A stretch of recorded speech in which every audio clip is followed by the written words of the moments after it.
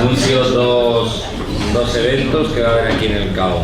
El miércoles día 13 a las 7 hay un documental, se proyectará un documental, Hotel Explotación Las Kellys, documental dirigido por Georgina Sisquela. Posteriormente habrá un coloquio con Eva Escolar, que es la representante de Las Kellys aquí en Madrid. Y el viernes 15 de marzo, también a las 7, en el aula de divulgación científica se va a hablar sobre todo lo que siempre quisiste saber sobre el origen de la vida y puntos defensivos. El ponente será Carlos Briones, que es del Centro de Astrobiología del CSIC. Y bueno, antes de empezar la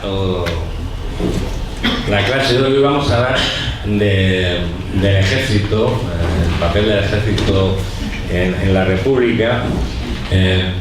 Vamos a obviar algunas cosas como todo lo que fueron las reformas militares, porque ya os acordáis en su día, ya dimos una clase al respecto, y sobre todo vamos a hablar de todas las tramas conspirativas que hubo desde que se proclamó la República hasta el inicio de la Guerra Civil. Pero antes, y como mañana es el día de todas las compañeras, y ahora en televisión pues están saliendo todos los políticos, los feministas, los menos feministas, los marxistas, los fascistas, etcétera, y hay uno de ellos que es el señor Pablo Casado. Esto va dirigido a usted, señor Casado, que todos sabemos que es un mentiroso compulsivo, pero además yo ya tenía alguna sospecha de que además es un analfabeto y un inculto, porque hace un par de días, en uno de sus, con esa sonrisa profidel que tiene, dijo que el voto de las mujeres se obtuvo en la Segunda República gracias a la derecha. Pues mire usted, claro, pidiendo de profesor al señor Maluenda, pues es normal que salga con este nivel educativo, ¿no? Bueno, pues mire usted, señor Casado, los que hemos estudiado, nos hemos ganado los títulos trabajando, no nos ha tocado una tómbola ni una lotería y tal, pues le voy a decir un par de cosas. Primero, hubo dos votaciones para conceder el voto, para la redundancia, a las mujeres. En la primera, que se ganó por 40 y tantos votos, más del 70% de esos votos afirmativos fueron del Partido Socialista. Cierto es que hubo personas individuales, como Galicio Preto, que para no romper la disciplina del partido, porque él no creía en el voto femenino, porque suponía que iba a favorecer a la derecha, se ausentó el día de la votación.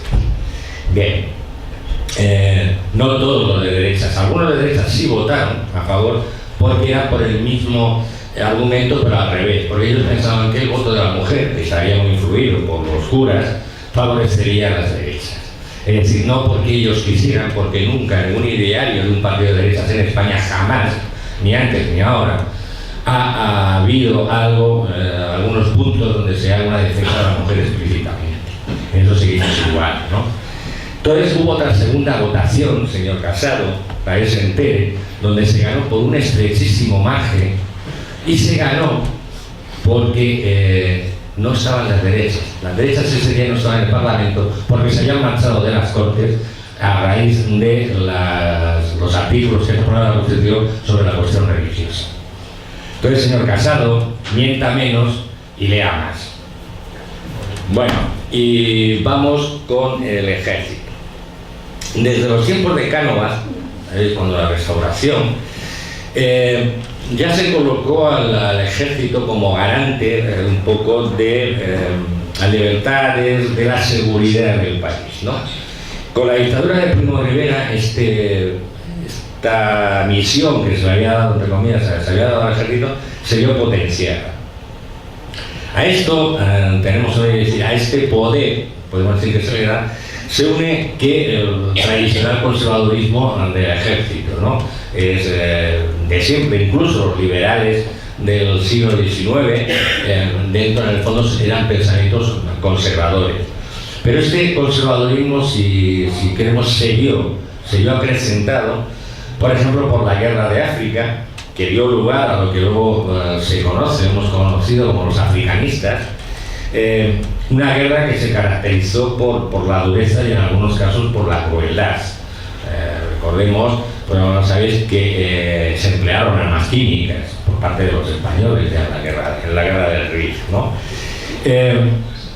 La dictadura de Primo de Rivera, como he dicho, acentuó este corporativismo militar antiparlamentario, también que es un golpe, un autogolpe de Estado, dado por Primo de Rivera, pero con la aquiescencia y el apoyo de Alfonso XIII. La Academia Militar de Zaragoza, dirigida por Franco, que representó una total involución en lo que era la enseñanza militar, porque aparte de lo que se supondría la enseñanza estrictamente de temas militares, se une toda una carga, toda una enseñanza de ideologías, evidentemente, no ya solo conservadoras, sino ultraconservadoras, ¿no? Y por supuesto la llegada de la República y las reformas que hizo Azaña durante el primer bienio.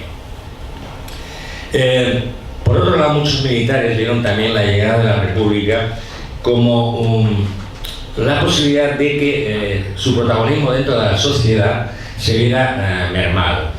Y tenía mucho protagonismo, posiblemente más protagonismo del que, por ejemplo, a nivel económico no andaban precisamente bollantes, pero sí tenía el ser militar a nivel social, era algo que te daba impronta, ¿no? Y que evidentemente te otorgaba muchas facilidades en muchas cosas, ¿no? Con lo cual son privilegios que ellos pensaban que con la llegada de la República iban a perder, ¿no? Otro motivo por el que luego se da toda esta marea, podemos hablar de tramas conspiratorias dentro de los militares, son las reformas de Azaña. Y posiblemente no ya tanto por lo que hizo, por las reformas que se llevaron a cabo, sino por las que no hizo. Es decir, porque Azaña, en este caso, se quedó, bajo mi punto de vista y bajo el punto de vista de otros compañeros historiadores, bastante corto, ¿no? Por ejemplo, no creó un nuevo cuerpo de oficiales que se prepararan con fidelidad a la República, es decir, no que tuvieran ya la carga de haber sido, toda la oficialidad del ejército venía de haber servido a la monarquía, evidentemente, ¿no?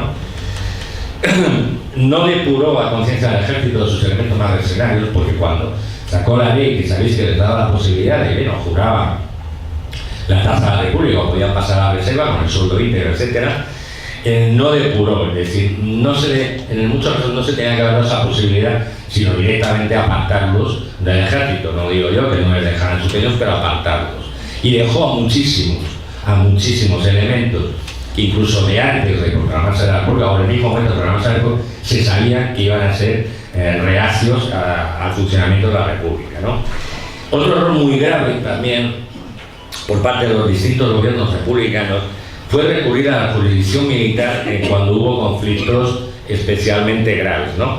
Por ejemplo, a Queipo de Lleno, tras los incendios de mayo del 31, a Domingo Batet, la insurrección anarquista del Alto Llobregat, y luego la parte catalana de la Revolución de Octubre del 34, a López de Ochoa, la Revolución de Asturias. También otro gran error fue mantener a militares como jefes de los distintos cuerpos de las fuerzas de orden público. Así tenemos que en la Guardia Civil, por los directores generales, Sanjurjo y Cabanellas, los dos destituidos, o sea, los dos golpistas. Sanjurjo también fue jefe de carabineros.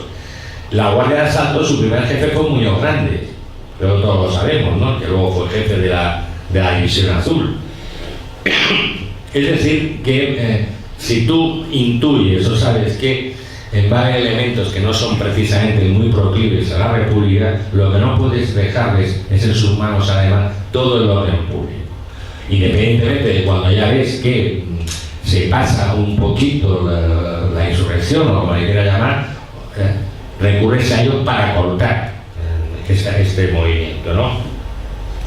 A eso también un historiador, Fernando Puel, decía que a todos estos elementos que ya hemos comentado había que añadir el victimismo que suelen tener los militares, en muchos casos ya rayando la paranoia, ¿no?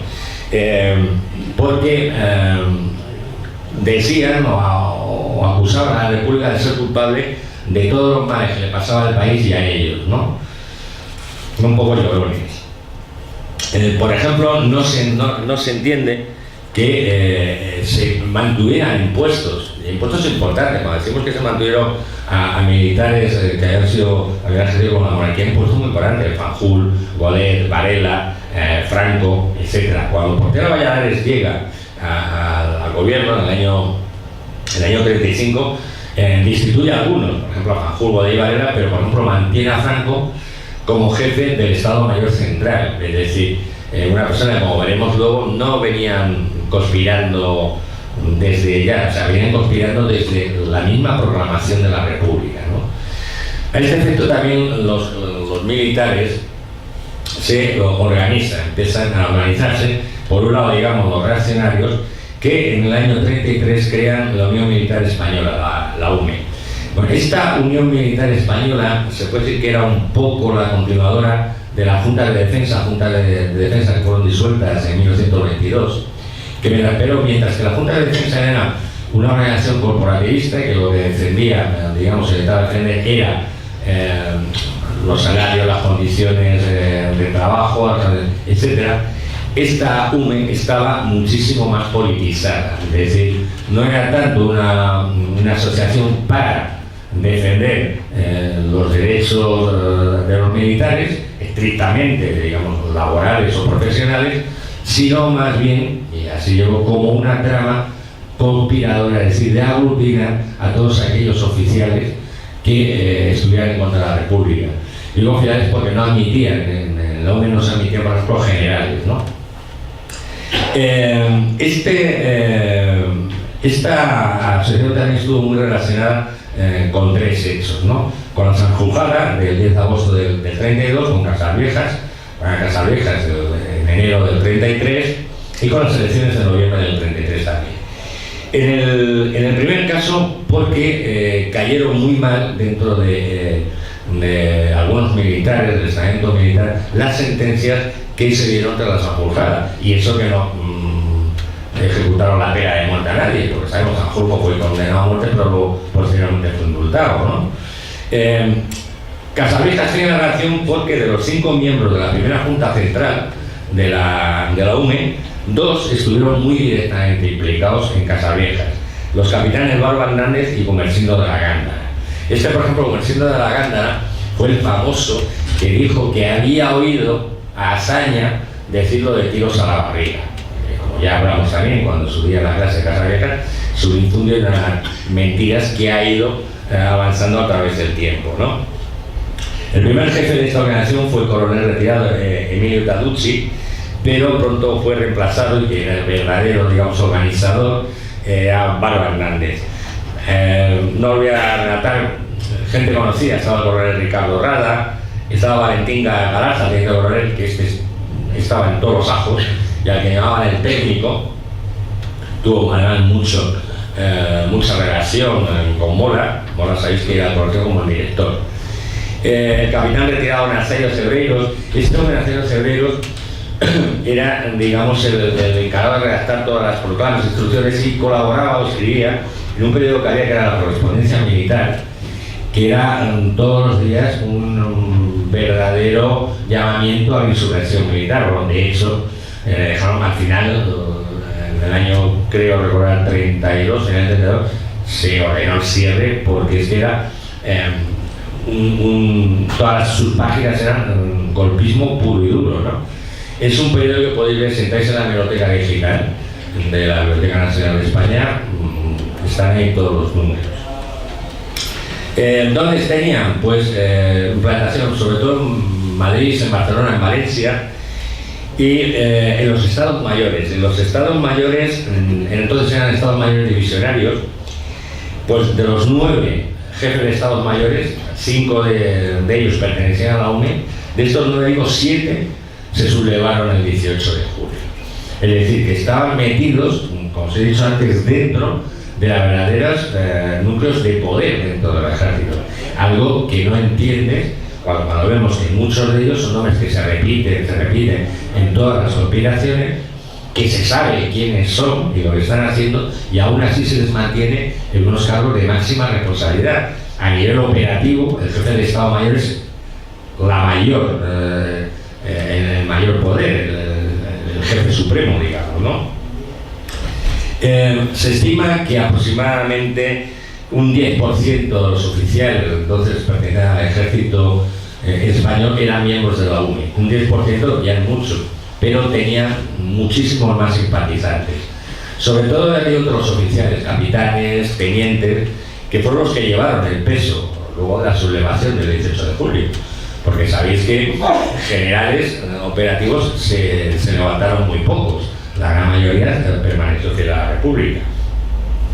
Y desde los primeros momentos toda la gente de la UNE pues evidentemente participó, tuvo reuniones con la YAP, las juventudes de la Seda, con Falange, con los tradicionalistas, etcétera, para organizarse tanto las fuerzas civiles con estos jóvenes militares, ¿no?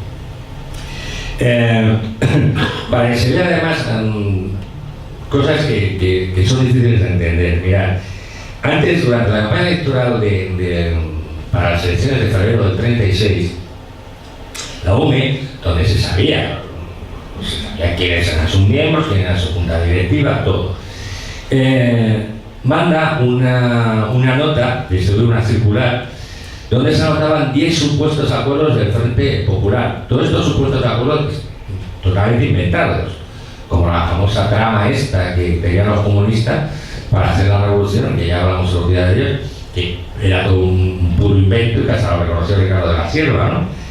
En esta proclama que lanza durante este periodo de la campaña electoral, se lee: la Unión Militar Española contesta claramente a tales proyectos revolucionarios.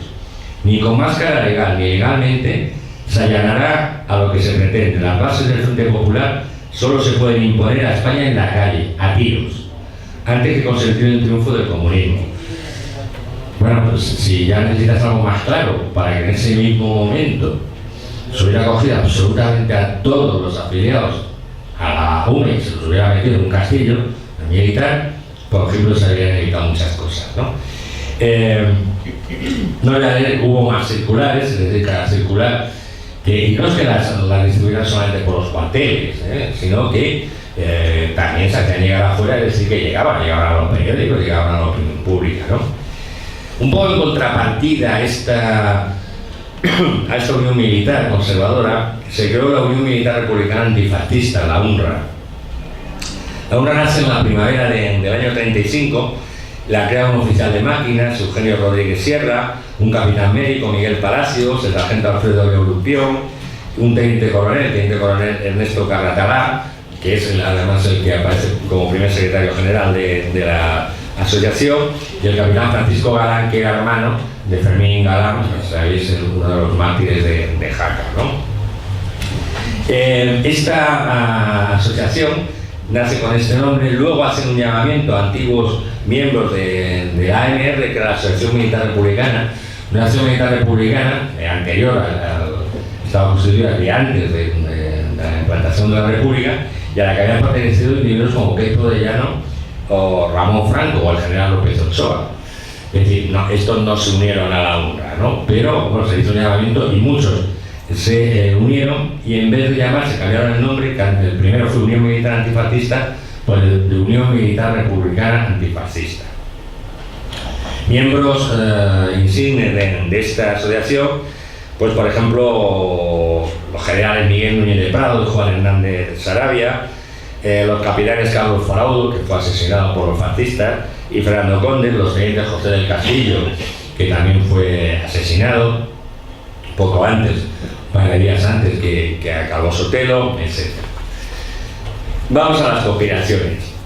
Mira, las primeras conspiraciones antirrepublicanas se conocen ya desde el mismo verano de 1931 y están alentadas desde este periodo que os he dicho antes, la correspondencia militar, y generalmente los dirigentes de estas operaciones eran tres generales alfonsinos, que eran el general Barrera, el general Ponte y el general Orgaz. Veremos que estos tres nombres, con otros muchos, son recurrentes, es decir, aparecen en todas las tramas que se van creando.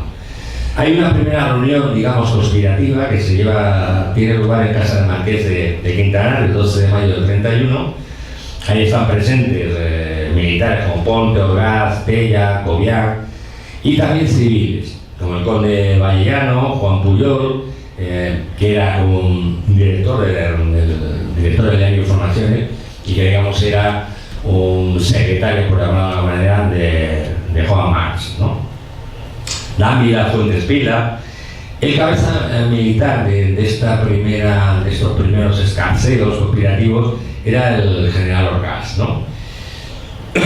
En este mismo mes, en este mes de mayo de 1971, se produce una serie de detenciones de otra conspiración que se lleva paralela, en la que se detiene al general Berenguer, sabéis quién es, a Galo Ponte, a Mola, al general Mola, y también se detiene a civiles como el conde Gamazo, el doctor Alvillana, Ignacio Luca de Tena, etc.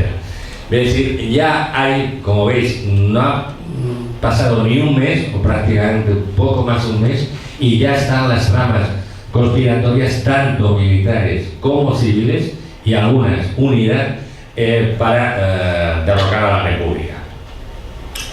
El 27 de junio del 32 hay un incidente que algunos historiadores le dan bastante importancia a la hora de, digamos, de decir que aumentó los deseos de antirrepublicanos o las ideas antirrepublicanas en muchos militares.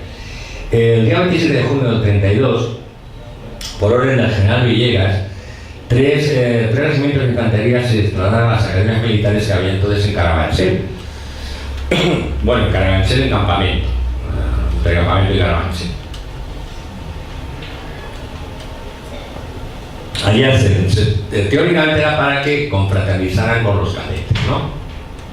Bueno, ahí se hacen unos desfiles, etc. Y luego vienen los discursos. Y hablan, dan un discurso al general Villegas, el general Caballero y el general Bodet. Podéis imaginar que el tono de los discursos de estos tres generales era totalmente antirrepublicano. Pero además Orgaz, cuando termina su discurso, grita ¡Viva España! Y nada más. Entonces, esto además teóricamente era ilegal, porque era obligado, los militares que cuando acabaron un discurso dejaban ¡Viva la República! Bueno, esta actitud de Orgaz y de otros se la hace a un coronel, el coronel Julio Mangada. El general Villegas en ese momento ordena que le detenga. Él se quita la guerra, la pistola, la tira al suelo, porque Julio Mangada lo dijo, dice, pero el general tiene usted que acabar con el grito de ¡Viva la República! Y aquí ¿qué hace Azaña? Pues como habéis visto a mí, Azaña no es un personaje que me caiga especialmente simpático, ya lo sabéis, ¿no? Yo creo que habría que escribir un libro, lo más posible no lo publicar a nadie, para desmitificar un poco a Azaña, ¿no? Bueno, Azaña evidentemente cesó por ese incidente en sus puestos a Bodet, Villegas y Caballero, pero mantuvo el arresto de Mangada. Claro, mantuvo arrestado, incluso fue a juicio, que luego en el juicio evidentemente fue absuelto, ¿no? Otra conspiración que desembocó en la que luego sería la de agosto del 32, la conocía como la Sanjurjada, está formada por militares un poco, digamos, que habían estado en todas, ¿no? Está Villegas, está González Carrasco, hay otra vez civiles recurrentes como Rafael Olazábal, está Sanjurjo, está Cavalcanti, etc. Es decir, todas un poco se vuelven, cuando fracasan con algunos intentos o no se llegan a acuerdos, lo que hacen, digamos, que se reagrupan otra vez. En algunos casos se incorporan nuevos miembros, tanto civiles como militares, y en otras, pero hay algunos que siempre son los mismos. Esos son dale que cante, ¿no? También además hubo reuniones de otro grupo que eran los constitucionalistas, estos eran civiles, que eran los que se les conocía como monárquicos sin rey, porque eran monárquicos que en su momento habían renegado de Alfonso XIII, pero evidentemente no eran republicanos, ¿no? Gente como Burgos Mazo o Melquiades Álvarez.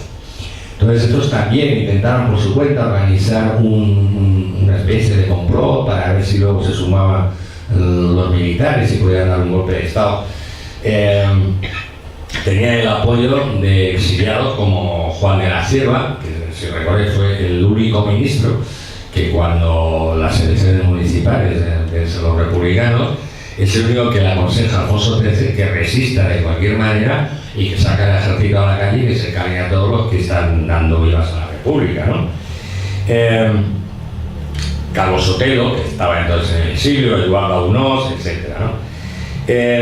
Azaña, en sus obras completas, habla de un consejo de ministros celebrado a mediados de septiembre del año 31, en donde se habla de las conspiraciones, ¿no? Él dice: un señor de Sevilla ha dado 1 millón, el comité de París, en el que figuraba el duque de Alba, y el idiota de mi hermano, dice Maura, también ha dado dinero, que esto lo escribe hasta en su diario, ¿no? Como para comprar armas que tienen depositadas en Francia en espera de una ocasión para pasarlas. Idas y venidas de emisarios a conferenciar con el general Orgaz. Fijaros si se sabe exactamente quiénes son, cómo se mueven, qué ideas tienen, etc., ¿no? Que reside en Deva es una población de Guipúzcoa, ¿no? El dinero lo maneja una señora cuyo nombre tenemos. El teniente coronel Ortiz de Zarete trabaja mucho con ello, es decir, se sabe, llega información, son investigados en muchos casos, y lo que, perdóname que lo repita muchas veces, lo que es incomprensible a todo punto es que esta gente siguiera en la calle, cuando, bueno, es que era una detrás de otra, ¿no? Tras la Revolución de Octubre, sabéis que fueron condenados algunos militares, fueron condenados a muerte, pero que se les indultó, por ejemplo, gracias al presidente de la República, Alcalá Zamora, que indultó a Pérez Farrás, que era un militar catalán que se unió a la revolución, como que llaman esto, en Cataluña, ¿no? Bueno, pues en ese momento, cuando se le concede el indulto a Pérez Farrás, el entonces vicepresidente de Acción Popular era el principal partido de la Seda, que era Cándido Casanueva, sondeaba a Bodet y Fanjul sobre la posibilidad de un golpe que era de iniciar las fuerzas que todavía estaban, digamos, podríamos llamar las fuerzas de ocupación, que todavía estaban en Asturias y que no eran pequeñas, había 15.000 soldados y 3.000 agentes de orden público, para que marcharan en columnas sobre Madrid y tomaran el ministerio o algunos lugares estratégicos, ¿no? No se llevó adelante esto porque hubo falta de apoyos, ¿no? En cuanto a las relaciones civiles, vamos a ver, no hay, como dicen algunos historiadores más conservadores, no, la sublevación fue una sublevación cívico-militar, no. La sublevación del 18 de julio y casi todas estas eran básicamente militares, lo que no quiere decir que no hubiera civiles que las apoyaran, como de hecho así fue, y que incluso contribuyeran, como veremos un poquito más adelante, sobre todo con financiación, ¿no? Pero generalmente cuando en las reuniones que había, donde se trazaban los planes del posible golpe, no estaban presentes civiles. Lo hacían generalmente nada más que militares, entre otras cosas porque los militares tenían bastante poca confianza en los políticos, y claro, aunque fueran incluso de su misma ideología, de su mismo pensamiento, ¿no? Y dentro del grupo, digamos, de partidos que participaron o de alguna manera colaboraron en las sublevaciones o en las conspiraciones, hay dos grupos. Los grupos no operativos, que en un principio serían la SEDA y el Bloque Nacional o Renovación Española, como le queréis llamar, y otros más operativos como era Falange y Comunión Tradicionalista.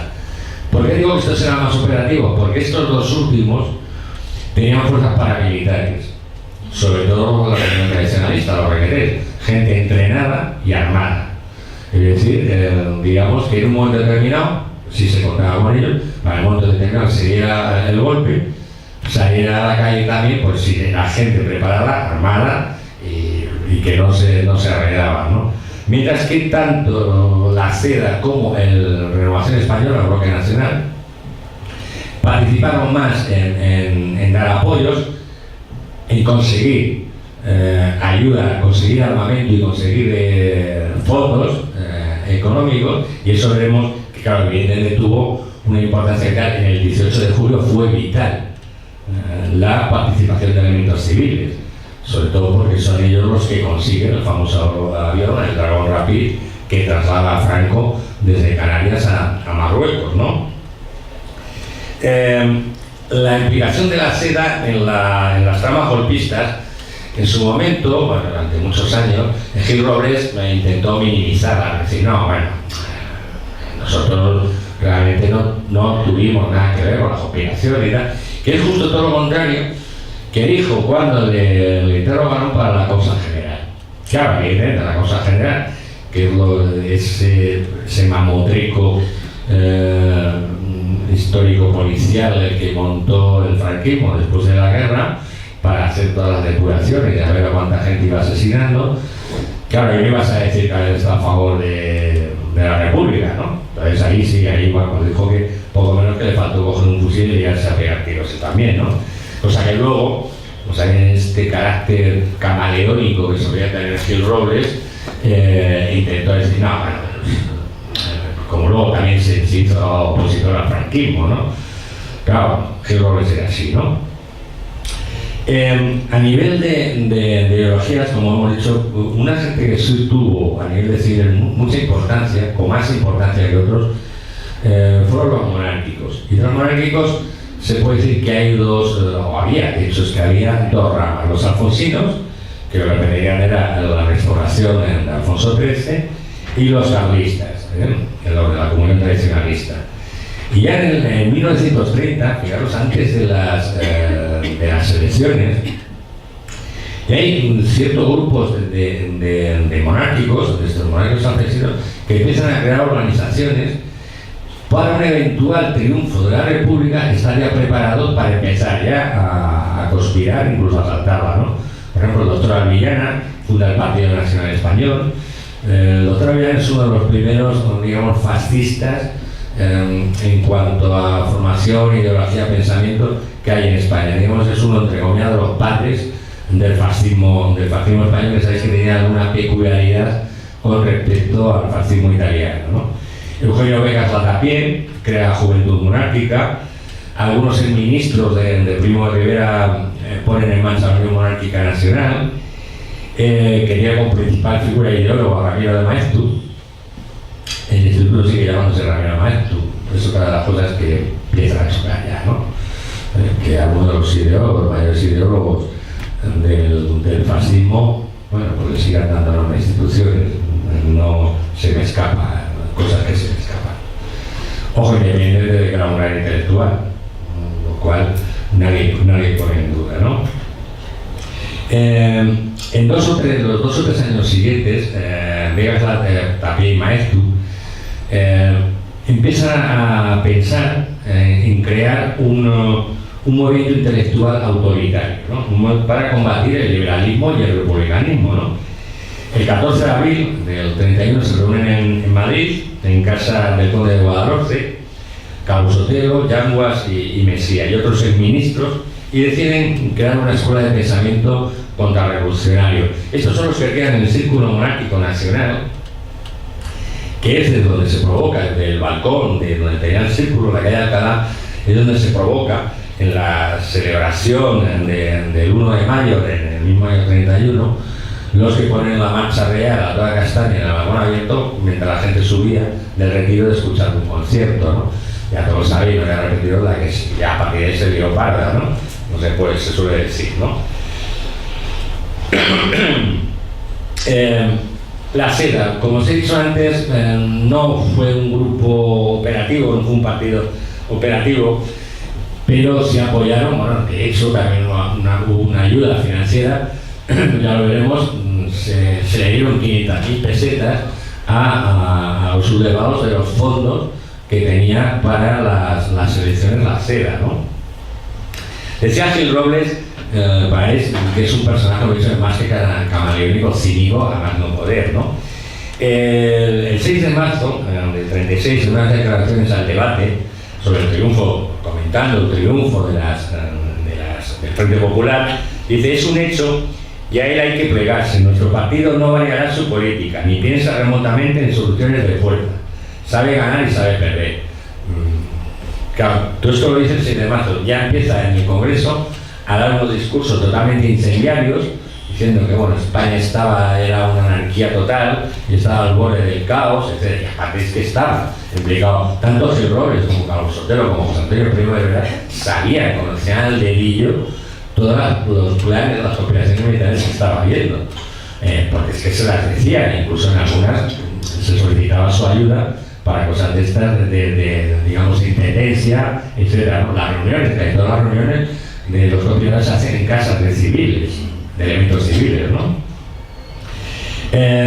De Carlos Sotelo no vamos a andar mucho. Carlos Sotelo estuvo bastante más implicado que Gil Robles. Carlos Sotelo estuvo implicado en todas las conspiraciones, sobre todo en la que dio lugar el 18 de julio, que estaba pegado hasta el cuello. Hasta el cuello es cuando que lo sabía, que él da su apoyo personal, que él hace gestiones en Italia personalmente, es decir, conocía absolutamente todo, ¿no? Por ejemplo, para que veáis el talante, porque ya no se escondían, que es otra de las cosas que llaman la atención, ¿no? Que todos estos sentimientos antirrepublicanos e incluso conspirativos los hacían prácticamente a la luz viva, a la calle, es decir, no tienen ningún problema, ni se escondían, claro, estaban viendo, de alguna manera, las reacciones que estaban teniendo a nivel de represión, los gobiernos decían, bueno, ¿para qué nos vamos a esconder? Si aquí no pasa nada, ¿no? Aunque se enteren, ¿no? Y, por ejemplo, el día 1 de marzo de TNT, para que supáis lo que era la Renovación Española, Goicoechea, que fue el primero secretario de la Renovación Española,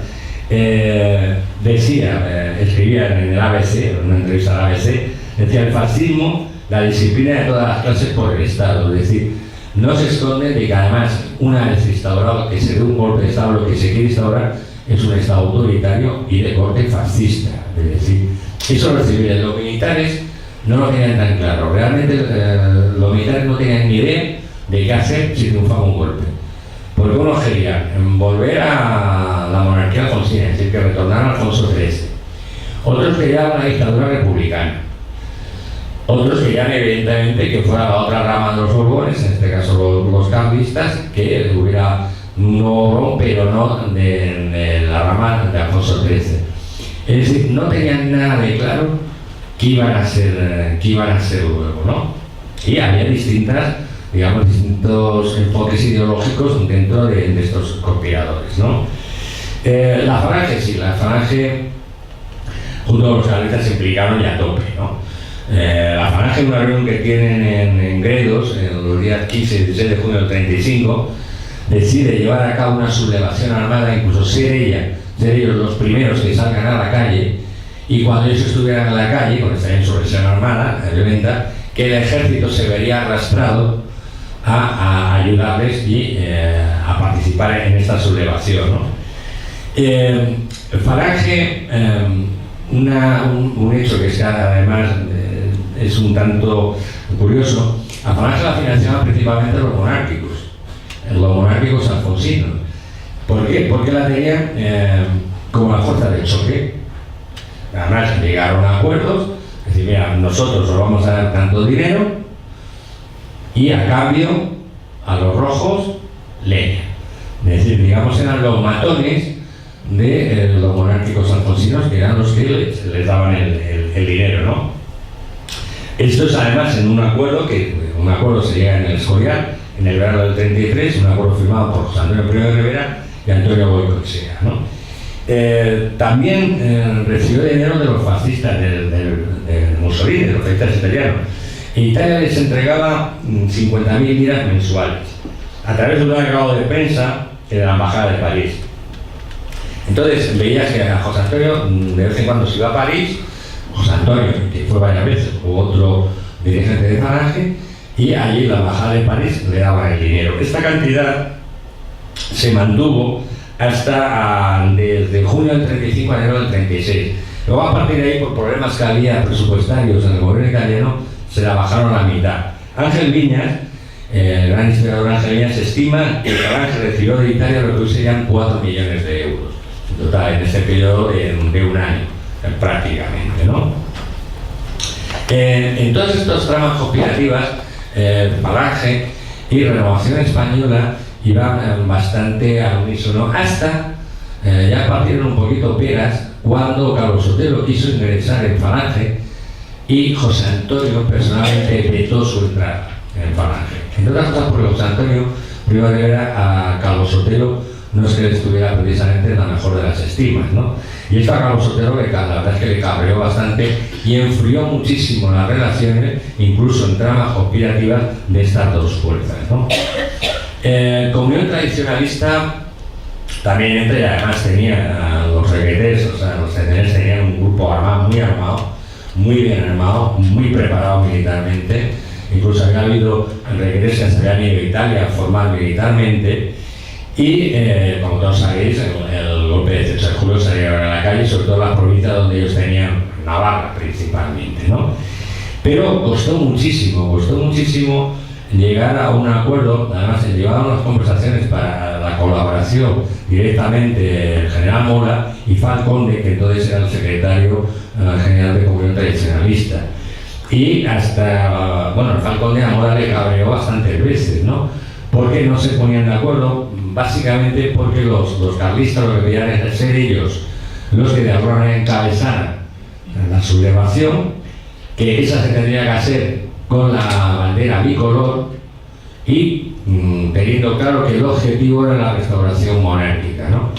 En un principio además Mola me dijo que lo de la restauración monárquica ya lo haremos y que no, que la bandera que iban a llevar seguiría siendo la republicana. De hecho, el 18 de julio la bandera que sale, por ejemplo, sacan Queipo, Sevilla y tal, son las banderas republicanas. No es hasta 48 horas después que cambian la bandera y ya sacan la borbónica. Pero la primera sublevación, porque de hecho algunos, de ellos, dicen que es un golpe de Estado para salvar la república. Entonces, por eso te digo, al final se trabó con esto. Tuvo que intervenir Sanjurjo directamente del Estoril, mandarles una carta a Mola y otra a Falconde y se oye, mira, poneros de acuerdo que lo principal, digamos, es el objetivo final, que es dar un golpe de Estado, ¿no? Y en esto hay que reconocer que en limar asperezas entre ellos, las derechas a las izquierdas les han ganado siempre por goleada, ¿no?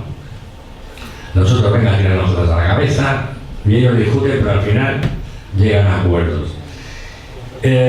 Otro hecho importante fue la ayuda extranjera. La ayuda extranjera que tuvieron todos estos grupos conspirativos, sobre todo esa ayuda extranjera vino desde Italia, y que fue básica para que pudiera el golpe del 18 de julio no hubiera terminado en un completo y absoluto fracaso, ¿no? Pero para ello vamos a desmentir con esto, además de los extranjeros, muchas cosas. Primero, en febrero del año 32, daros la fecha, se inician ya las conversaciones con Mussolini. Hay viajes a Roma del general Barrera, de Juan Antonio Ansaldo, el piloto, de Gonzalo de la Gándara y otros monárquicos. En abril del mismo año, Juan Antonio Ansaldo viaja a Roma, cumplieron órdenes del general Ponte. Y en la capital italiana se entrevista con Italo Balbo. Italo Balbo era uno de los grandes líderes del fascismo, ¿no? Que tenía además, que también era piloto, con lo cual con Juan Antonio Ansaldo se tenían cosas en común, ¿no? Y le prometió facilitarles armas. En esta primera conversación, este hecho de la facilitación de armas no se llegó a cabo. El 31 de marzo del 34 se reúnen con Mussolini, al parecer por mediación de un banquero italiano, Ernesto Calpi, solicitando nuevamente la ayuda para un posible golpe de Estado, digamos, marzo del 34, es decir, antes las dos de la Revolución de Octubre. Le digo esto porque para los que siguen manteniendo y las que siguen manteniendo, no, que es que la guerra empezó en el 34, que no se descansa la boca de mentir, es increíble. Ya, para que veamos, ya desde el 32, bueno, incluso hemos visto la pero ya desde el 32 más de ser ya pidiendo ayuda a nivel de armas. Es decir, la revolución, ¿dónde está? ¿Por qué fue la octubre del 34? O otros que mantienen, ¿no?, que fue el asesinato de Calvo Sotelo, otra de las grandes falacias que se ha ido manteniendo en el transcurso del tiempo, ¿no? Cuando ya estamos hablando ya que del año 32, incluso del 31, hay unos intentos grandes. La Sanjurjada se produce en agosto del 32, ¿no? En este acuerdo, en esta reunión, la que acuden el general Barrera, Antonio Goicoechea, por, digamos, los monárquicos alfonsinos, y Rafael Olazábal y Antonio Lizarza por los monárquicos carlistas, se llega a un acuerdo por el cual Italia se comprometía a dar una subvención de 1,5 millones de pesetas. Esto lo cobraron rápido, 24 horas después ya lo habían cobrado. No va a ser que se repitan y nos quedemos sin dinero. Y la promesa de entregar 100.000 fusiles, 2 millones de cartuchos, 100 cajas de bombas y estaciones de radio. El dinero de las estaciones de radio se las llevaron, digamos, inmediatamente, pero las armas no las cogieron por culpa de los propios conspiradores.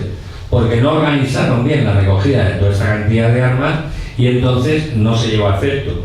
Se las reclamaron luego posteriormente, cuando ya en el año siguiente, en el año 35, entonces Mussolini dijo que no. Mussolini en aquel momento ya estaba metido en otras historias, estaba además intentando llegar por un cambio que había hecho en teoría sobre la política mediterránea, estaba intentando llegar a acercamientos con Francia y entonces ya no le interesaba, era tan claro, que daba armas a gente que evidentemente iban a dar un golpe de Estado fascista o semifascista, ¿no? Estos contactos con Italia se fueron haciendo mayores y más profundos conforme avanzaba el tiempo, en contra de lo que dice Sally Pei, ¿no? Pero vamos, de estas sociedades como es un TV, da lo mismo. De manera, de esta forma llegamos al 1 de julio del 36 y esta fecha es clara. En esta fecha, algo que también han venido negando todos los historiadores, como yo digo, junta letras, se firmaron 4 contratos. Estos Ángel Villas no es que los haya documentado, es que ha aportado los 4 contratos, muy detallados, con todo lo que se iba a proporcionar a los sublevados, el importe, etc. El monto de la operación ascendía en euros, a 339 millones de euros.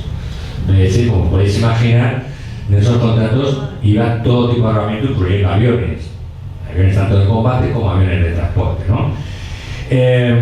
Esto es lo que también el profesor Ángel Viñas dice que, bueno, no se trataba de un movimiento nacional, como lo quisieron vender, ¿no? Sino de un movimiento apoyado operativa y masivamente por el fascismo italiano, y que esta es la gran prueba. Es decir, y son 4 contratos distintos que siempre se han negado. Es decir, esto no existido por mí, sí, existió. Y afortunadamente lo sacó a la luz el profesor Ángel Viñas, ¿no? Vamos a lo que es la preparación del golpe del 18 de julio. Hubo hasta 5 tramas en marcha. Una, que es la que es de una junta oficiosa, se conocía como la Junta de los Generales. Otra que estaba preparando la UNE. Otra que estaba preparando Mola. Otra que estaban preparando los carlistas y otra que estaban preparando los falangistas. Es decir, desde 5 puntos distintos, había 5 conspiraciones que luego veremos que convergen, todas en el 18 de julio para dar este golpe. Pero en principio iban cada una, por separado, ¿no? Por ejemplo, ya en diciembre del 35 hubo un primer intento. Otro intento se a mediados de febrero del 36, se intentó empezar en Cuatro Vientos, con un lanzamiento de la base aérea. En abril y mayo del 36 hay también otros intentos, uno de ellos el de mayo, con la sublevación de la guarnición de Valencia, etc. Es decir, hay todos estos intentos en el 36, antes del 18 de julio, que por una u otra razón, generalmente por una falta de entendimiento, falta de apoyos en la hora decisiva, etc., no pudieron salir airosos, ¿no? Pero como veréis, el 18 de julio no fue ni mucho menos el primero, dentro ya del año 36. Como os he dicho antes, desde mediados del 35 existía una junta oficiosa de generales que estaba dirigida por Godez y Rodríguez Barrio. A ella pertenecían, entre otros, Orgaz, Varela, Ponte, Villegas, Fanjul. Como veis, los mismos nombres en todos los fregados, ¿no?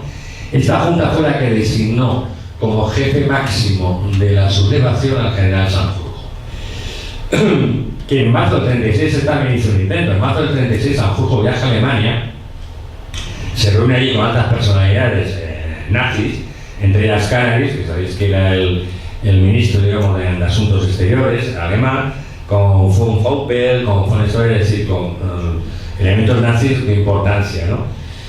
Pidiéndole lo mismo que habían pedido a los italianos, es decir, ayuda económica y militar. Lo que pasa en este caso, los alemanes les dicen que no, porque lo que estaban en aquellos momentos eran inmersos en la remilitarización de Renania, ¿no?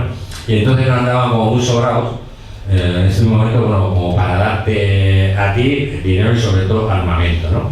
Entonces, en este primer viaje, este primer intento que hacen, diciembre Sanjurjo, no hay esta ayuda militar alemana. Luego veremos que sí, que el 17 de julio, pero ya por otros medios y directamente por Franco, porque ya de Franco es cuando llega la ayuda alemana para el golpe, ¿no? Hay que resaltar un poco lo que os he dicho antes, que el golpe del 18 de julio es básicamente militar. Otra cosa es que hubo elementos civiles y apoyo de elementos civiles, como hemos visto aquí, estos contratos que se firman con la Italia fascista para el suministro de armamento, que lo llevan a cabo personas civiles, ¿no? Y que son básicos, en algún momento fueron providenciales para que el golpe se llevara a cabo. A inicios del verano, ya en el 36, convergen todas esas tramas conspiratorias que os estaba comentando, y es cuando, digamos, que Mola, el general Mola, toma el mando, ¿no? Sanjurjo, sabéis que estaba en Estoril, y aunque teóricamente cuando una vez se diera el golpe y Sanjurjo pudiera retornar a España, él iba a ser el que se iba a hacer cargo de esto. Pero el que toma, digamos, asume además de una manera, digamos, dijo, yo me encargo, no porque le nombrara a nadie, sino porque se autonombró, digamos, el director, ¿no? de toda la conspiración. Ya venía de antes, a primeros de marzo del 36, ahora ya estoy hablando siempre del año 36. Se reúnen en casa de José Delgado. José Delgado era un militante de la Seda. Se reúnen Franco, Godet, Fanjul, Ponte, Varela, Villegas, Mola y el teniente coronel Garasa.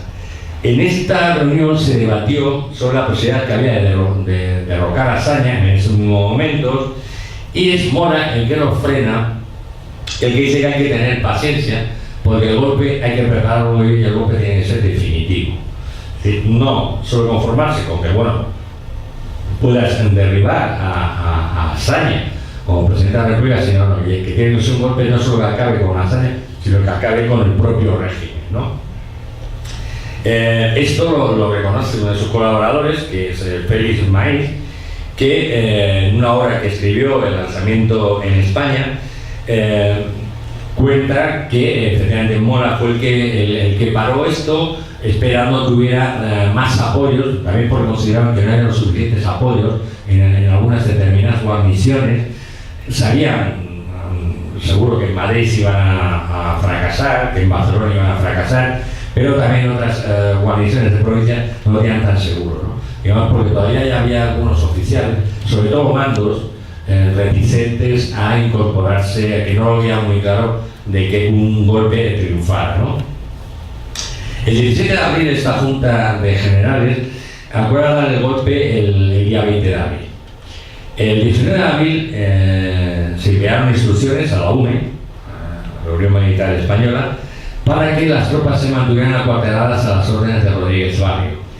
El plan fracasó porque momentos antes ya de, digamos, salir a la calle se retira el general Varela y Rodríguez Barrio se queda un poco como acabé. Ten en cuenta que Rodríguez Barrio estaba ya muy enfermo, murió a los pocos meses, tenía, creo, un cáncer de estómago, ¿no? El golpe sí se puso en marcha en La Coruña, pero claro, fue allí muy pocos militares los que se levantaron y rápidamente se sofocó. ¿Qué hizo el gobierno? Bueno, evidentemente destituir a Rodríguez Barrios del puesto que ocupaba y se vuelve a deportar a Orgaz, a Canarias.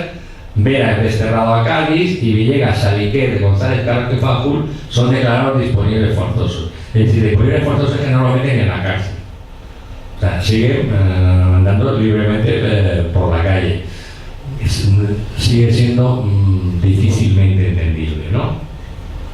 Claro, y luego los traslados que hacen, que de eso hablaremos ahora, ¿no? Por ejemplo, el 25 de abril, Mola ya envía su primera instrucción reservada. Esto va a darse en el próximo día, que va a ser el golpe, el 18 de julio, todo lo que pasó, la reacción del gobierno, cómo se produjeron las distintas ciudades, la reacción del pueblo. Os voy a dar algunas de las notas en estas instrucciones reservadas, creo que fueron hasta 5, si mal no recuerdo, si 5, y más otras órdenes generales, ¿no? El que andaba todo era así como el ratón y el gato con el golpe era Franco. El 9 de junio Franco envía una nota a Mola diciéndole que no contaran con él. Mola, aparte de, claro, pues, se coge un cabreo del tamaño singular, decide prescindir de Mis Canarias en 1936. Esto no se lo diga yo, es que le conocía así. Uno lo llamaba Franquito y otro Mis Canarias en 1936. Pues Franco, vamos a ver, amigos dentro del ejército tenía los justitos, algunos africanistas y pocos más. No era precisamente un individuo que cayera bien, el se cachoteaba mucho de él por la vocecita aflautada, esta que tenía de Castrati, ¿no? Más o menos. Que se podía haber dedicado a la ópera, ¿no? Ver al ejército. Franco, o sea, perdón, Mona, tras esto, tras esta negativa de Mis Canarias, decide ya hacer los preparativos para trasladar a Sanjurjo del Estoril y ordena a Yagüe iniciar el golpe el día 17 de julio. Pero el día 15 de junio Franco le vuelve a enviar otro mensaje en la que contradice al anterior y dice que está a su disposición y que sí, que va a entrar a pleno rendimiento en el golpe. Esto, para ver si se entera, los gemuses dicen no, que Franco ya decidió a entrar en el golpe cuando mataron a Cabo Sotelo. Pues va a ser que no. Ante esto hecho de ya Franquito pues ha dicho, bueno, que no, que sí, que contar conmigo, Mona llama a Yagüe y se retrasa el golpe 24 horas. A todo esto ya estaba preparado, porque ya se había alquilado el famoso avión, Dragón Rapid, que se alquila en Inglaterra, y ya estaba preparado, es decir, que todo esto no surgió de la noche a la mañana. Incluso lo que pasa es que a Mona le cabra mucho, pero ya están los preparativos, incluso para su traslado de Canarias a Marruecos, y que me venga ahora diciendo el Franquito, no, pues ahora sí, ahora no, ahora sí, ahora no. Los mandos, una de las primeras cosas que se decidió Mona es qué mando tenía que dar el golpe en cada ciudad. Por ejemplo, Godet se tendría que ir desde Palma a Valencia, González Carrasco lo haría en Barcelona, Queipo en Valladolid, en Villegas después se cambió por Fanjul en Madrid, González de Lara en Burgos, Cabanillas en Zaragoza, López Pinto y Valera en Cádiz, Paxote en Málaga y el coronel Cascajo en Córdoba.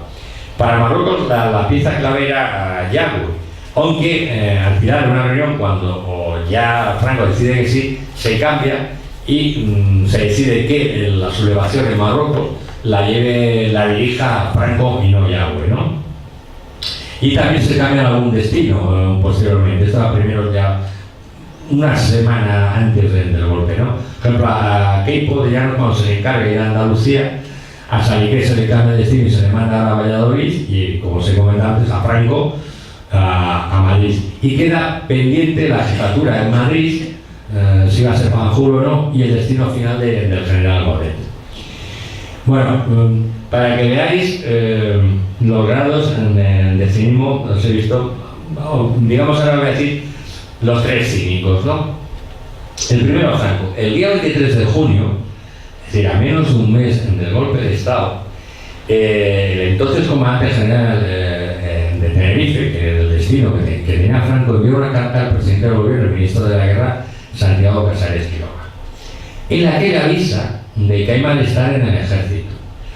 Dice, las recientes disposiciones que reintegran al ejército a los jefes y oficiales sentenciados en Cataluña, esto les escoció muchísimo, que es indultar a militares que habían participado en la Revolución de Octubre, ¿no? La noticia de los incidentes en Alcalá de Henares. Alcalá de Henares hubo unos incidentes, había una manifestación cerca de un cuartel de caballería, y el oficial armado entonces mandó salir a las tropas a reprimir la manifestación, y hubo unos choques muy violentos, ¿no? Evidentemente los oficiales que llevan esa orden fueron apartados de sus cargos, ¿no? Y la destitución de sus cargos militares de pasado brillante y elevado concepto del ejército. Más adelante lanza una advertencia. No le oculto el peligro que encierra este estado de conciencia colectiva en los momentos presentes en que se unen las inquietudes profesionales como las de todo buen español ante los graves peligros de la patria. Eso lo escribe este libro y se queda Carrancho el día 23 de junio. Cuando es un poco, ya un acto tanto de cinismo como de chulería. Decir, mira, te estoy hablando que te voy a dar un golpe. Claro, siendo el destinatario que era, pues no me extraña. Ya más adelante veremos por qué, ¿no? Mora era otro que más o menos también era un gran maestro del cinismo. Mola, que ya se sabía, como hemos visto, incluso una vez se le detuvo, estaba en todos los fregados. Tiene una entrevista con el general Batet. El general Batet era el jefe de la 6ª Región Militar, que era la que pertenecía a Navarra. Esta reunión en el monasterio de Irache el 10 de julio. Batet, porque era uno de los que en principio querían haber contado, el general Batet le dice a Mola que está dispuesto a aplastar cualquier intento de sublevación que haya. Ya está avisado también Batet de que Mola es uno de los dirigentes de la conspiración, y Batet le interroga, se lo pregunta a Mola, es decir, si está comprometido a una. Mola le da su palabra de honor y de militar de que no está metido en ninguna intentona y que su sentido de la disciplina le hace acatar sin discusión cualquier tipo de régimen político. Más que la inocencia de Batet, porque Batet no era tonto, pero yo creo que aquí sí que funcionaba todavía, incluso los que se mantuvieron fieles a la República, los militares que se mantuvieron fieles a la República, sobre todo los mandos, cierto corporativismo. Y ellos preferían, en este caso Batet, prefirió creer lo que le estaba diciendo Mola, que había pruebas más que evidentes de que estaba mintiendo como un bellaco, y dejarlo pasar, ¿no? Se conformó, digamos, con esta promesa, esta palabra de honor que le había dado Mola. Él lo pagó muy caro esto, porque a los pocos días de la sublevación Batet es detenido en Burgos y posteriormente es asesinado el 18 de febrero del año 37, ¿no? Otro indicio muy claro: la semana del 5 al 12 de julio se celebraron unas importantes maniobras militares en Llano Amarillo, en Marruecos. Y aquí ya se ultiman los detalles más pequeños de lo que tendría que ser la sublevación, ¿no? Al final de la comida, al final de una comida, hay algunas fotos que podéis ver en internet, se ven todos los oficiales, una comidona, y antes de acabar la comida muchos oficiales empiezan a gritar café. Café quería decir camaradas, arriba Falange Española. Era también la misma frase, y era una frase que no se decía por casualidad, se decía cuando se iba a armar algo. Es la misma frase cuando llaman a Queipo contra la detención de García Lorca y le dicen, bueno, general, ¿qué hacemos? Claro, García Lorca era un cualquiera, era una figura conocida, incluso internacionalmente, muy reconocida además. Y él le dice café, darle café. ¿Qué era esto? Vamos, que eran las siglas de camarada arriba Falange Española, ¿no? En otros términos era sentencia de muerte, ¿no? Cuando terminan las maniobras, el alto comisario en Marruecos, que es Álvarez Dueña, telegrafía al gobierno, al ministro de la Guerra, diciendo que había una completa normalidad en el ejército, que esto de que había conspiración, que él vio las maniobras todo perfecto, todo muy bien, muy bonito. O sea, uno no se enteraba de nada, o estaba muy informado o no quería ver, ¿no? También le costó muy caro, porque este despiste, este hombre, Álvarez Dueña, fue fusilado el 17 de marzo del año 37. Es decir, tuvo, al igual que el general Batet, pagó con su propia vida esta, digamos, ignorancia, ¿no?, a este respecto. Hablando de esto, ya de los que hemos hablado antes del dinero, gente que participó, Luis Botín y Juan de la Sierva, fueron los encargados de alquilar este Dragón Rapide por orden de Luca de Tena, que era el director y propietario del ABC, y con el dinero de Juan March. El día 2 de julio hay más financiación. Mola recibe a Francisco Redaoria, que era el hermano de Ángel, que es el que luego fue cardenal, y Carlos Salamanca, los militantes de la CIA, y le entregan estos $500,000 de pesetas que os he comentado antes, que habían sacado de los fondos electorales del partido, ¿no? Otra gente que dio dinero, pues carlistas como Joaquín Beretena, Miguel María Zoraya, José Luis Oriol, Fernando Contreras, Francesc Cambó ayudó a recaudar 410 millones de pesetas en el extranjero, y ya estamos hablando de cifras que era una barbaridad en aquella época. Pero sin duda el que más aportó, digamos que fue el financiero del golpe, fue Juan March, ¿no? Juan March se calcula que donó entre 1 millón de pesetas y 15 millones de libras esterlinas. En el momento en que del golpe, Mas le dio a Mola una cartera de valores valorada en 600 millones de pesetas. Es decir, contaron, no ya aparte de con la ayuda de armamento alemán y nazi, que además se lo fiaban, digamos, en contra de que la República luego de la guerra tenía que pagar a tocateja las armas que compraba, a Franco y a los sublevados se las fiaban, ¿no? Entonces Franco estuvo pagando las armas hasta el final de la Segunda Guerra Mundial, que evidentemente cuando cayó Hitler se acabó de pagarle, ¿no? ¿Qué sabía el gobierno, qué sabían los distintos gobiernos republicanos de estas conspiraciones?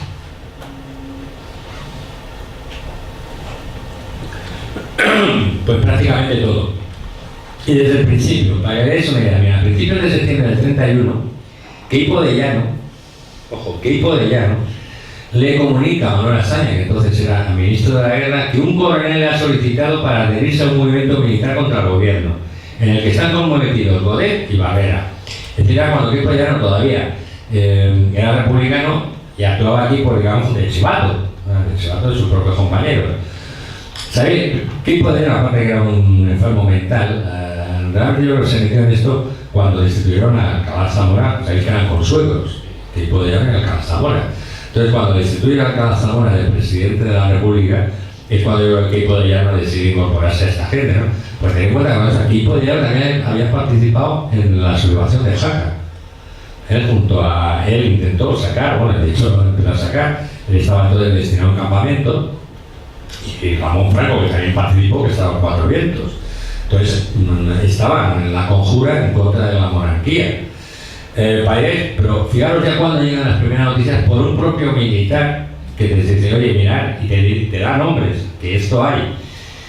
A principios de enero del 32, Alcalá Zamora le comenta a Azaña que Queipo, cuando tenían mucha relación por esto de ser parientes, le sigue hablando de conspiradores, añadiendo a nombres que ya había dado a otros como el general Legarburu Domínguez, ¿no? Esto le molestó mucho a Azaña, ¿no? Que Alcalá Zamora le estuviera diciendo, oye, joder, que Queipo está dándome la tabarra con esto, y que lo consideraba cuentos de espanto, en un ejercicio de soberbia, no sé. A comienzos de junio del 32, un juez, amigo de Casares Quiroga, le dice que está previsto un alzamiento militar que tiene pensado asaltar al Congreso de los Diputados y 2 o 3 ministerios. Más o menos en esos momentos, el capitán de artillería Carlos Azcárraga denuncia conversaciones de militares referentes a un próximo golpe.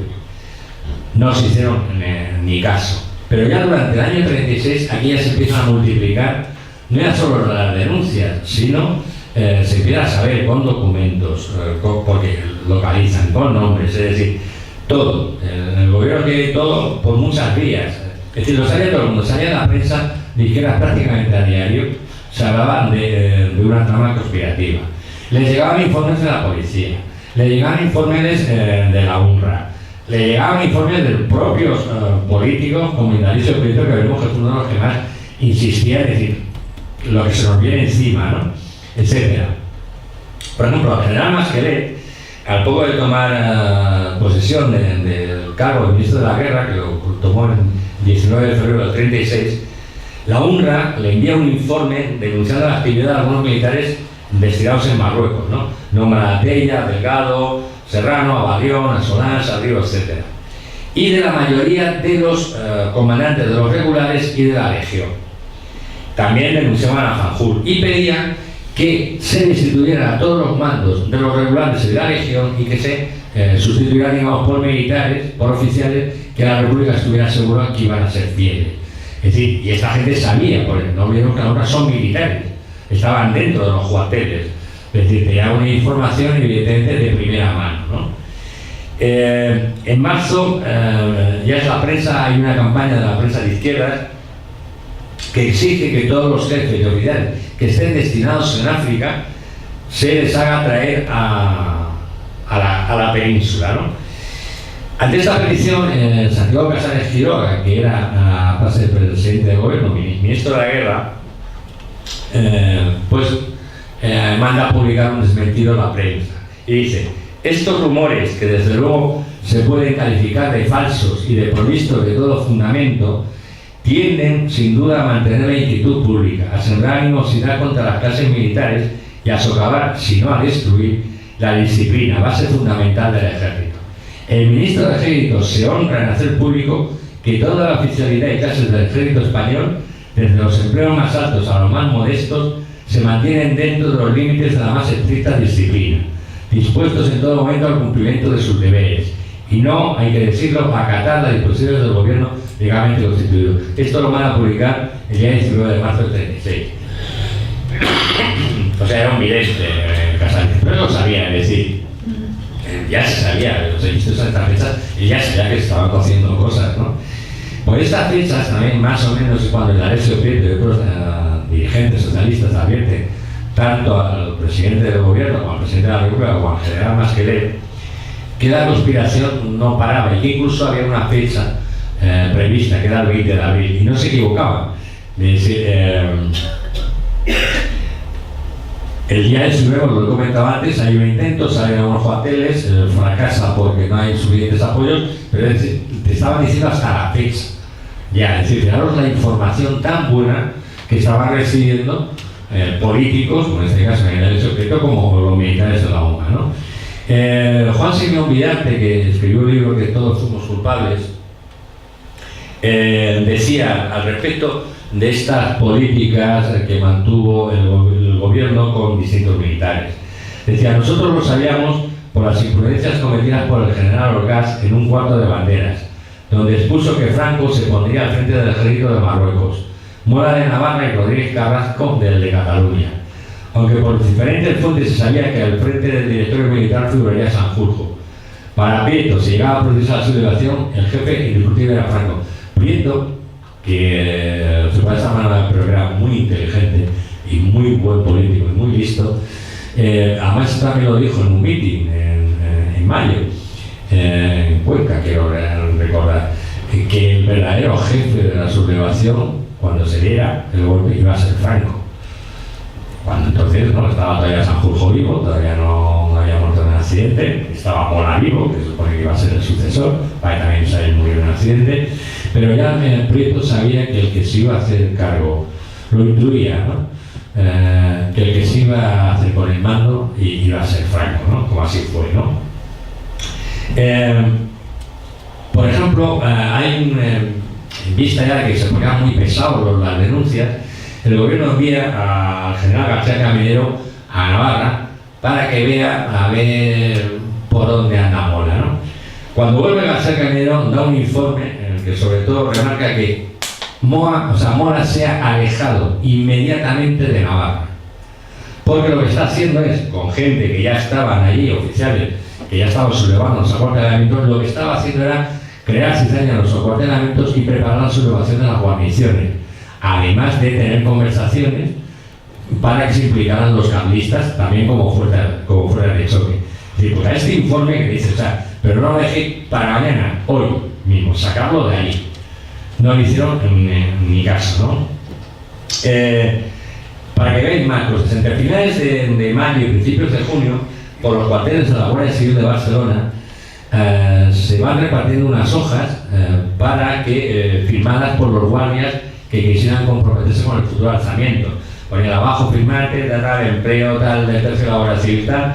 Juro por Dios y prometo por menor cumplir exactamente lo siguiente: apoyar moral y materialmente el movimiento, poniendo a la disposición del mismo la unidad de mi mando y cumpliendo las órdenes que reciba de mis jefes. Es decir, ya que no se cortaba, ya te lo mandaban como si te querías escribir a un periódico, ¿no? Venga, toma, pon aquí tu nombre para ya contamos contigo. Y esto se daba en las guarniciones, pero es que eso además es denunciado por oficiales, diciéndole al gobierno, mira, que se está distribuyendo esto, y cada vez que se hacía una denuncia no era, bueno, no sabemos quiénes, no, se daban nombres de quiénes estaban siendo los responsables de esto, ¿no? El 12 de junio, Casares Quiroga se entrevista con el coronel, entonces era coronel Yago, y la entrevista nos la contó Hidalgo de Cisneros en un libro que escribió, que es un libro autobiográfico, que se titulaba Cambio de rumbo. Él no tiene desperdicio, si ahora podéis conseguir el libro, está ya muy súper catalogado. pero la relación que hace de esta entrevista, ¿no? La acaba diciendo: cuando entró otra vez en su despacho me dijo Casares muy sentenciosamente: Yagüe es un caballero, un perfecto militar. Tengo la seguridad que jamás hará traición a la República. Me ha dado su palabra de honor y su promesa de militar de que siempre servirá con lealtad, y los hombres como Yagüe mantienen su compromiso sin más garantía que su palabra. O sea, un vidente. Casares era un vidente, vamos. Increíble, ¿no? Bueno, pues nada más salir de esa entrevista, Yagüe se marcha a casa de Serrano Súñez, a casa del cuñadísimo, para decirle que le diga a mis Canarias que ya se decida ya de una vez, si va a participar en el golpe o no va a participar en el golpe. Pero se lo he puesto a lo de mis Canarias. Hay denuncias de muchos militares, de Ambrosio Ristori, del general Poza, del general Núñez de Prado, que era entonces director general de Aeronáutica. Es decir, que además hacían las denuncias que grabábamos cualquiera, que era gente con mando, con peso y que sabían lo que se estaba cociendo de primerísima mano. Hay una reunión en casa de Azaña, que nos cuenta también Hidalgo de Cisneros, y que también contó su esposa, Constancia de la Mora, en una obra que escribió, se llamaba Doble Esplendor, también para especie de autobiografía, en el que cuenta una reunión, una merienda, que se había invitado a Azaña a distintas personas a merendar en casa, ¿no? Estaban, evidentemente, Hidalgo de Cisneros, Juan Cueto, que era un comandante de carabineros, y el ayudante de Azaña, y jefe de la Casa Presidencial, que era Cándido Luis Bolívar, y estaba Casares Quiroga.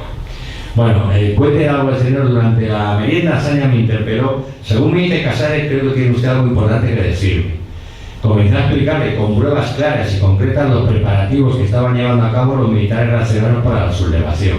De pronto, Azaña, bastante bruscamente, me corta la palabra y me dice que estoy muy excitado, que era muy peligroso afirmar algo tan radicalmente, cosas de tanta gravedad, y sobre todo que no debía olvidar que estaba hablando con el presidente de la República. Pero no sé a qué vino esto de, estás hablando, no, como diciéndole: oye, que más que tú sé yo, ¿no? No lo entiendo por qué dijo esto. Acto seguido se levantó de la mesa dando por terminada la merienda y salió acompañado de Casares de la habitación con cara de vinagre. Es decir, no solo es que hacían oídos sordos, sino que incluso, como en esta ocasión, y lo veremos, que en más ocasiones es que se cabreaban, que les dijeran: oye, mira, que se os va a caer la del pulpo, y les daba igual, ¿no?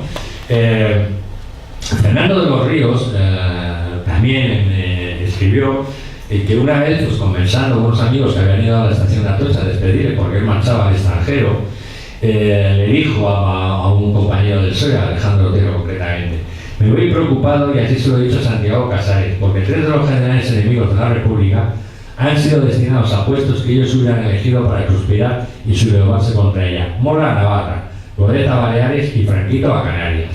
Esto ya me lo habéis oído decir antes de ahora, ¿no? Y es que yo creo que lo hicieron aposta, es que no se entiende.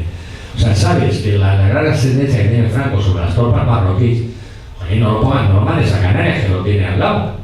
No sé, si no lo quieres meter en un castillo, lo mandas a Santiago Compostela. No sé, pero lo más lejos de ahí, a Mola, sabiendo que Navarra es posiblemente la provincia en aquella época más reaccionaria que había en España, no lo mandes allí, cuando sabes además que las guarniciones navarras están bastante revolucionadas, ¿no? Porque hay conspiradores en ellas. Y a Godel no le manden para que tenga a un salto de banda que tenga a Cataluña, que tenga a Barcelona. Es decir, si no los encierras porque no tienes valor, por lo que quieras, pero joder, no los mandes a destinos, como bien apuntaba Fernando de los Ríos, que es que si ellos hubieran pedido destino, hubieran pedido estos.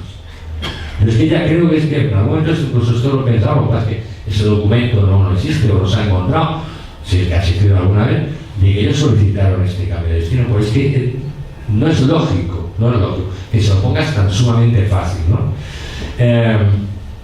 A finales de junio del 36, Indalecio Prieto fue la última vez ya que avisó a Casares Quiroga de lo que se estaba preparando. Y así describe Indalecio Prieto en su obra Convulsiones de España, así describe cómo fue la conversación con Casares Quiroga. Pero cierta tarde que el Congreso le hablé acerca de lo mismo, las conspiraciones, me respondió irritado: no me fastidie usted más con sus cuentos de miedo y déjame en paz. Usted sufre ya la menopausia y trastornos propios de esta, le inspiran sus invenciones. Y aquello desbordó mi aguante. Lo que os he dicho antes es que además le sentaba mal. No sé, como si estuvieran por encima del bien y del mal. ¿Qué hizo el gobierno ante todos estos avisos? Pues básicamente nada. Esos traslados que os he dicho que fueron nefastos, por ejemplo, el general Sánchez Ocaña, que había sido nombrado por anterior gobierno jefe de Estado Mayor Central, continuó hasta el 18 de julio en el puesto. Evidentemente no hizo absolutamente nada para parar el golpe. Es más, después acabó como teniente general del ejército franquista. Queipo de Llano y Caballeras, que habían sido puestos por Lerroux y por Guerra Valladares, respectivamente, siguen en su puesto. Como os he dicho antes, Mola enviado a Pamplona, Godet a Baleares, Franco a Canarias, etc., ¿no? No hay un cambio, no hay una orden disciplinaria fuerte, es decir, todos son medidas tintas y además medidas muy suaves. El propio general Vicente Rojo, que sabéis que fue el verdadero defensor de Madrid, aunque se ha llevado posiblemente más fama el general Mía Jaquel, yo me quedo con Rojo, para mí además porque era el mejor estratega que tuvo el ejército republicano durante la Guerra Civil. En una historia que escribe sobre la historia de la Guerra Civil Española, que además ha sido reeditada hace poco y que es de fácil acceso, escribe: el gobierno ni persiguió, ni enjuició siquiera a ninguno de los militares de relieve que pudieran infundir sospechas, ni siquiera les derivó del ejercicio del mando, que ejercieron incluso los puestos de más alta responsabilidad. Casi todos los que después aparecerían a la cabeza del movimiento rebelde habían ocupado durante la República puestos de relieve mientras la subversión se fue montando. Prueba evidente de que la República, si pecó de algo, fue ingenua, benigna y tolerante. Vamos a hacer un poco, vamos a meter los dedos en la vida. Vamos a dar un poquito más de caña a Casares Quirós. Porque lo de esto previene de lejos.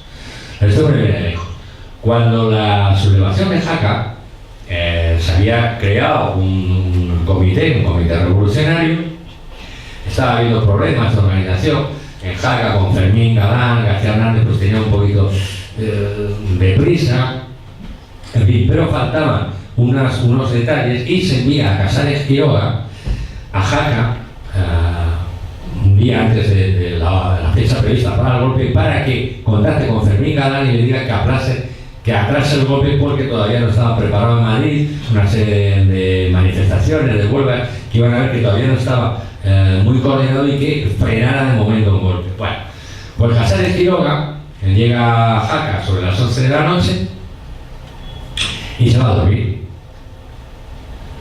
Porque dice que ya es tarde y que, bueno, pues ya hablará mañana. A las 4 de la madrugada, Fermín Galán sale con las tropas.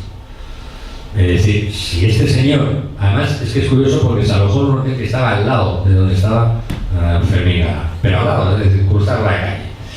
Si este señor hubiera hecho para lo que le habían mandado, Fermín no hubiera salido ese día, hubiera sido posiblemente, aparte de que fue una derrota absoluta, porque ya estaban avisados las autoridades de aquel momento, pero hubiera salvado, por ejemplo, su vida y la de García Hernández y de la gente que murió en los combates, ¿no? Este es el personaje. Pero ya hemos visto las contestaciones que le suele dar, o que le dio a Alessio Prieto cuando le insistía con el golpe, ¿no? El 6 de mayo, en las Cortes, y dirigiéndose además directamente a Carlos Sotelo, claro, 6 de mayo, es decir, muy poquito tiempo faltaba ya para la sublevación. O sea, aquellas personas que pensaban que podía hacerse un poco la guerra civil, o sea, como una guerra civil la puedes hacer un poco, o sea, la guerra civil la haces o no la haces, pues pero nos peleamos un poco, pero luego ya nos vamos a casa, ¿no? En España me parece que habrán quedado convencidos de que no cese en ese convencimiento, cualesquiera que sean los motivos cuya trama están surciendo minuciosamente. Es decir, te está reconociendo ante las Cortes que se están haciendo tramas, además, muy bien preparadas. Esto el 6 de mayo de 1936, ¿no? Pero es que ya lo del final es de placa, ¿no? Dice, no sé si porque tengo un poco de fe en mi estrella. Vamos a ver, ¿qué es el presente gobierno? O No, tengo fe en mi estrella, yo tengo una suerte, como no, decían, en fin. No sé si porque pienso que hay una providencia, resulta que va a ser Dios el que va a evitar el golpe, para estos efectos, pero lo cierto es que tengo completa seguridad de que he de llegar a tiempo, señores de las minorías, pero las minorías entonces de la derecha. O sea, ¿esto creéis que es un presidente de gobierno serio? En el Consejo de Ministros del 10 de junio, Casares reconoce que está al tanto de la conspiración.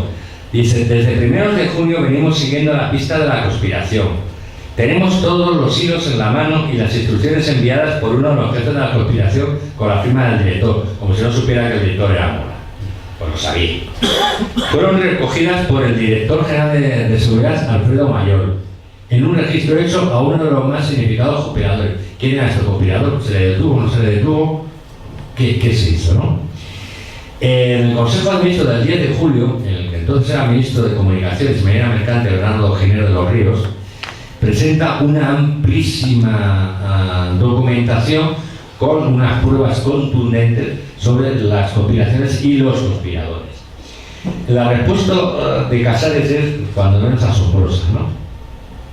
Casares le dijo a los ministros que están en el Consejo que la sublevación podía ocurrir mañana mismo, pero Casares y él habían barajado dos posibilidades y que habían optado por la segunda. Las posibilidades eran: la primera, abortar el movimiento y detener inmediatamente a todos los implicados, que es lo lógico. La segunda, esperar que la sublevación estallara para aplastarla y así terminar con esta amenaza definitivamente. Es decir, claro, hicieron lo mismo que hicieron las Sanjurjadas. Las Sanjurjadas sabían que se iba a dar el golpe, sabían la ficha, sabían quiénes. Y que dejaron que se diera. Para las Sanjurjadas duró 24 horas, no llegó ni a 24 horas, pero claro, es que ahora eran muchos más los implicados y estaba mucho mejor preparada la trama. Por lo tanto, estaba mucho mejor preparado el golpe. Esto ya es un ejercicio de soberbia y de lentitud. Es que no puedes comparar con lo que fue la Sanjurjada, que eran 4, yo siempre digo 4, yo siempre estaba borracho, a esto, ya hay una intervención masiva de oficiales, de mandos, y con las redes, como él mismo reconoce, muy bien entretejidas ya, ¿no? Tullón de Lara, el grandísimo maestro historiador Tullón de Lara, dice que es difícil creer que Casares no tenía el golpe. Sí lo tenía, pero no calibraba su alcance. Tullón de Lara era, y que creía que era mejor que se combatiera. Como él dice, fue un error que pagó caro y España más caro todavía, ¿no? Mira, la lentitud de este hombre llega ya al culmen cuando el día 18 de junio, en el Consejo de Ministros, de ese día, un poco antes, le llega un telegrama a Casares Quiroga informando de que ya se había el golpe. Ya se habían sublevado a Marruecos y en algunas corporaciones. Bien, guardar el Casares el telegrama y se lo mete en el bolsillo y se va al Consejo de Ministros. Bueno, el Consejo de Ministros de ese día duró 3 horas. Cuando acabó el Consejo de Ministros, se acordó de que antes que grababan el bolsillo, lo sacó y le dijo: señores, que hagan un golpe de Estado. Esto parece una película de ciencia ficción. No, pues es verdad, esto fue lo que pasó, ¿no? Ángel Viñas, yo soy un grandísimo admirador de Sigrid, y en esto coincido en la opinión que tenía sobre este libro, coincido plenamente. Ángel Viñas dice de él: a pesar de los recientes intentos por revalidar su figura, es que es cierto, ahora mismo hay un revisionismo, no por estos historiadores, ¿no? Sí, pero como intentar la figura de, bueno, Santiago Casares no fue tan mal, político, es un poco como lo que ha pasado con lo que sigue pasando y ha pasado siempre con Azaña, ¿no? A mí me parece que Azaña, en el primer bienio hizo acusar algunas cosas buenas, bastantes cosas buenas, en la reforma de escrito se quedó muy corto, pero luego como presidente de la República Azaña fue totalmente nefasto, antes del golpe y durante la guerra civil. Si ya los últimos momentos, cuando ya está Negrín como presidente del gobierno, la actuación de Manuel Azaña es vergonzosa, como veremos en su momento, es vergonzosa. Entonces se le puede tener ya como cualquier cosa menos como idealizarlo. Hubo otros políticos, desgraciadamente, por ejemplo, uno para mí el mejor político, que fue Juan Negrín, que al revés, en vez de idealizado ha sido demonizado. incluso por la gente de su propio partido, lo expulsó, como sabéis, del Partido Socialista Obrero. Pero claro, y con que se intente la figura Santiago de Casona, que no, hombre, no, hizo cosas buenas, pero bueno, que es que se podía haber evitado. Y estuvo en manos de estos dos hombres. Pues, como decía Ángel Viñas, dice que a pesar de los recientes intentos por revalidar su figura, Casares se comportó como un inconsciente y un frívolo. Calificativos no muy científicos, pero exactos. Era el peor político posible para ocupar aquellos puestos en la coyuntura que se avecinaba. Como os he comentado también, no solo fue Casares Quiroga, porque queramos que no, Casares Quiroga, el presidente del gobierno, pero el presidente de la República era Manuel Azaña. Y Casares Quiroga no daba un paso sin consultar a Manuel Azaña. Algunos que han intentado decir, no, pero es que Manuel Azaña, como estaba ahí en la presidencia de la República, pues no se enteraba muy bien de cómo estaba llevando las cosas Santiago Casares Quiroga. No. Casares Quiroga, con la poca personalidad que tenía, o sea, no daba un paso sin consultarle a Manuel Azaña, vamos. Todos estoy yo convencido y estamos convencidos muchísimos historiadores, incluso contemporáneos, ¿no? Esta actitud de Azaña, por ejemplo, cuando no hace no coge la primera opción, que era abortar el movimiento. Yo siempre os he comentado varias veces que Azaña es que era muy cobarde, tenía un dolor, un pánico al dolor físico. O sea, era un cobarde casi patológico, ¿no? Entonces, el otro gran historiador, Julio Arostegui, hablando de esto, dice: lo que es más temía que una amplia operación que acarrearía detenciones espectaculares, la de Emilio Mola fundamentalmente, podría haber incitado aún más a la rebelión. Pero ¿cómo va a incitar más que lo detengan? Si la rebelión ya está. Si es que lo que tienes que hacer es o aplastarla o claro, hacer lo que hizo, ¿no? Esta actitud de Azaña y Casares fue muy criticada por sus propias contemporáneos, ¿no? Miembros que fueron miembros de los gobiernos de la República. Por ejemplo, Largo Caballero, en mis recuerdos, no duda, no se corta en culpar a Azaña y a Casares Quiroga del golpe del 18 de julio. Dice: con menos desdén por parte de los señores Azaña y Casares Quiroga para las denuncias que les hice, la sedición militar hubiese sido abortada y nos hubiese salvado de la catástrofe. Es que tiene razón, ¿no? Algo similar le contó a Valle de Bayo, una entrevista que concedió a Abel Paz. Se publicó una revista de historia desaparecida, Tiempo de Historia, etc. Al poco de finalizar la guerra, Negrín dijo: si me toca perder la guerra, se podrá decir de mí todo menos que yo soy quien tiene responsabilidades en su desencadenamiento. Esto es la cuenta de otras personas. Allá los que supieron ver lo que estaba a la vista, los que no supieron ver lo que estaba a la vista. ¿Qué conclusiones podemos sacar? Primero, desde el primer momento de que se proclama la República, comienzan las conspiraciones tanto civiles como militares. Evidentemente no hubo conspiraciones comunistas para derribar la República, que es lo que se ha venido aduciendo como uno de los motivos para que se diera el golpe. No fue el asesinato de Calvo Sotelo, ni muchísimo menos lo que hizo estallar el golpe. La actitud de los gobiernos republicanos respecto a los conspiradores fue lamentable, una mezcla de ineficacia, de imprudencia, en algunos casos de prepotencia y en otros casos también de cobardía. Y está claro, para que no haya dudas, que los culpables de que hubiera una guerra civil fueron los militares que se levantaron el 18 de julio y que al fracasar el golpe, esto conlleva una guerra civil. Estos fueron los culpables directos. Para mí, esto a muchos no les va a gustar, a lo mejor lo que será que Pérez seca afuera y el mundo académico le va a gustar a muy pocos.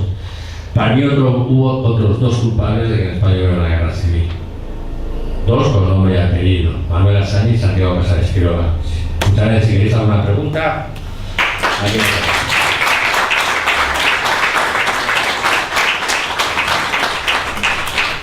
Dime. Sí.